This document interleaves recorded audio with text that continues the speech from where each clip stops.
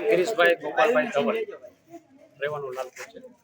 હવે આજ રોજ સાંજના 7:30 વાગ્યાની આસપાસ લાલપુર તાલુકાના ભણગોર ગામના પાટિયા પાસે એક અકસ્માતનો બનાવ બન્યો. એ અકસ્માતના બનાવમાં મારા બધા સગા સંબંધીઓ હતા. એટલે અકસ્માતનો બનાવ બનેલો એમાં કુલ ટોટલ લગભગ 7 થી 8 જણા હતા અને બધાને લગભગ ઈજા થઈ ગઈ. એટલે એ બધાને અમે અહીંયા લાલપુર સરકારી હોસ્પિટલમાં સારવાર અર્થે લઈ આવેલા. સારવાર માટે લઈ આવ્યા એટલે અહીંયા બધા લગભગ 7 થી 8 જણાને બધાને ઇન્જરી હતી, બધાને લાગેલું હતું માથામાં, પગમાં, એવી રીતે. અને અહીંયા સરકારી હોસ્પિટલે લઈ આવ્યા તો સરકારી હોસ્પિટલમાં સ્ટાફમાં માત્ર એક મેડમ અને એક નર્સ હતી. એટલે એ મેડમ અને નર્સ એકને સારવાર કરતા હતા. એટલે મેં જઈને મેડમને પૂછ્યું, મેં કહ્યું મેડમ આ બધું ઇમરજન્સી કેસ છે, એક્સિડન્ટનો કેસ છે, આ એકને તમે એક પછી આવી રીતે સારવાર કરશો અને તપાસશો તો બાકીના 4 જણા જેને લાગેલું પડ્યું છે એનો વારો ક્યારે આવશે? એમાં કોઈકને ઇમરજન્સી હોય અને કદાચ અણબનાવ બની જાય એવું થાય તો એની જવાબદારી કોની? તો મેડમે નર્સે કીધું કે જે હોય અત્યારે 2 જ જણા છીએ અને 2 જ જણા સ્ટાફમાં છીએ, અત્યારે કોઈ આવશે નહીં, અત્યારે કોઈની ડ્યુટી નથી, અમારી ડ્યુટી છે કે બીજા કોઈને કોઈ અમે બોલાવવા જાશું નહીં. એવી રીતે એમને જવાબ આપેલો. અને તમારે કે એવું બધું હોય, તમને થતું હોય તો ઉપર પરમાર સાહેબને ફોન કરો. કે પરમાર સાહેબને આપણે તો ઓળખતા નથી, કોણ પરમાર સાહેબ, શું છે શું નથી. એટલે ભાઈ જાણવા મળ્યું કે પરમાર સાહેબ આના સુપ્રિન્ટેન્ડન્ટ છે.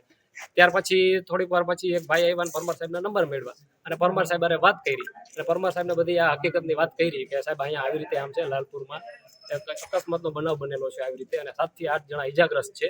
અને સ્ટાફમાં અહીંયા માત્ર ને માત્ર એક ડોક્ટર અને એક નર્સ જ છે. અને એનું કહેવાનું એવું થાય છે કે અહીંયા અમે 2 જ છીએ અત્યારે, અને જેનો વારો આવશે એમ વાર લાગતી જાય ને એમ એક પછી એકનો વારો આવતો જશે.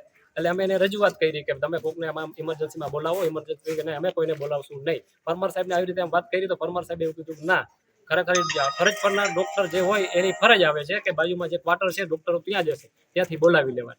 પરમાર સાહેબે ખુદ એમ જ કીધું કે જ્યાં જે ડોક્ટર ફરજ ઉપર છે એને બોલાવવા જ પડે, પણ અહીંના જે ફરજ ઉપર ડોક્ટર હતા એને કોઈને બોલાવ્યા નહીં. પછી પરમાર સાહેબે ઉપરથી ફોન કર્યા આ બધાને, અહીંયા સ્ટાફને, અને પછી એક થઈ અને 5 થી 6 જણા સ્ટાફ આવ્યા નિરાતે. એક આમથી રખડતા આવે, ગામથી આવે, એવી રીતે બધા ભેગા થયા 5-7 જણા, ને પછી બધાને એક પછી એક ટ્રીટમેન્ટ ને સારવાર ચાલુ કરી. ઉપરથી જ્યારે પ્રેશર આવ્યું પરમાર સાહેબનું ત્યારે, અને પછી છેલ્લે બધી પ્રોસેસ પૂરી થઈ ગઈ અને આ 7 થી 8 જણાને માંથી લગભગ 5 થી 6 જણાને જામનગર રિફર કરવામાં આવ્યા છે. જો ઇમરજન્સી નથી તો આ બધા જામનગર રિફર કરવાની જરૂર શું હતી? પછી એક ભાઈ ભાર્ગવભાઈ કરીને ડોક્ટર સાહેબ આવ્યા હમણાં, એને બધું કીધું કે સાહેબને એવી રીતે વાત કરી, સાહેબ આ બધું આવી રીતે આમાંથી તમારી ફરજ ના આવે, અહીંયા કદાચ ચાલો તમારી ડ્યુટી ના હોય પણ એક માનવતાની દ્રષ્ટિએ તમારે અહીંયા આવવું પડે ને. તો એને બધું એવું કીધું કે આ તમારું બધું ષડયંત્ર છે, તમારું બધું ગોઠવેલું છે, તમારું બધું ઊભું કરેલું છે, આવું કાંઈ છે જ નહીં. એટલે પોતે પોતાની ભૂલ સ્વીકારતા નથી અને ગઠુકના દર્દીઓ પર ને દર્દીઓના સગા ઉપર આવી રીતે આક્ષેપો કરીને આવી રીતે હેરાન પરેશાન કરે છે. એટલે મારી તંત્રને એટલી જ રજૂઆત છે કે આ લાલપુરી સરકારી હોસ્પિટલમાં કાંઈક થોડુંક ધ્યાન આપવું અને આનું તંત્રનું સુધરે, ટાઈમે બધાને સારવાર પડે. અને અહીંયા કોઈ પણ જાતના એક પણ રિપોર્ટ પણ કરવામાં આવતા નથી. રિપોર્ટ કાંઈ સામાન્ય હોય, સાધન એરિયા, આધુનિક સાધન એરિયું, પણ રિપોર્ટ કંઈક થતો જ નથી.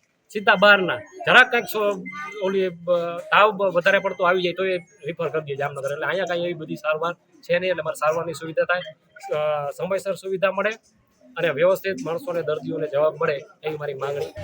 સચોટ સમાચારો સૌથી ઝડપી મેળવવા માટે અમારી ચેનલને સબસ્ક્રાઇબ કરો.